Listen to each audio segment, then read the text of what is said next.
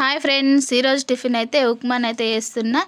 దీనికోసం అయితే స్టవ్ మీద ప్యాన్ పెట్టి కొద్దిగా ఆయిల్ వేసి, ఆయిల్ వేడయ్యాక ఒక గ్లాస్ రవ్వనైతే వేసి 2 నిమిషాలు ఫ్రై చేయాలి.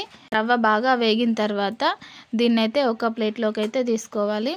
ఇప్పుడు మళ్ళీ స్టవ్ మీద ప్యాన్ పెట్టి కొద్దిగా ఆయిల్ వేసి, ఆయిల్ వేడయ్యాక ఆవాలు, జీలకర్ర, అలాగే వెల్లుల్లి, కట్ చేసుకున్న ఉల్లిపాయ ముక్కలు, ఇంకా క్యారెట్ ముక్కలు, అలాగే పచ్చిమిర్చి వేసి 1 నిమిషం పాటు బాగా ఫ్రై చేయాలి.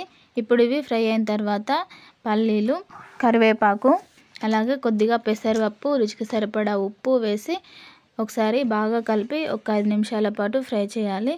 ఇవన్నీ ఫ్రై అయిన తర్వాత కొద్దిగా కొత్తిమీర వేసి కలపాలి. ఇప్పుడు ఒక గ్లాస్ రవ్వకి 1.5 గ్లాసుల వాటర్ అయితే తీసుకోవాలి.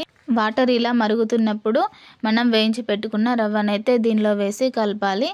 ఇలా కలిపిన తర్వాత మూత పెట్టి ఒక 5 నిమిషాలు ఉడకనివ్వాలి. 5 నిమిషాల తర్వాత మూత తీసి కొద్దిగా కొత్తిమీర వేసి స్టవ్ ఆఫ్ చేస్తే వేడి వేడి యమ్మీ ఉప్మానైతే రెడీ. మీకైతే మెత్తగా ఇష్టం అనుకుంటే ఒక గ్లాస్కి 3 గ్లాసుల వాటర్ అయితే తీసుకోవాలి. ఇప్పుడు నేను ఉప్మానైతే టేస్ట్ చేస్తా. ఈ ఉప్మా అండ్ మామిడికాయ చట్నీ కాంబినేషన్ బాగుంటుంది. టేస్ట్ అయితే మామిడికాయ చట్నీ కాకుండా పెరుగు లేదంటే పల్లి చట్నీ కూడా మంచిగా ఉంటుంది టేస్ట్ అయితే ఉప్మాతోని.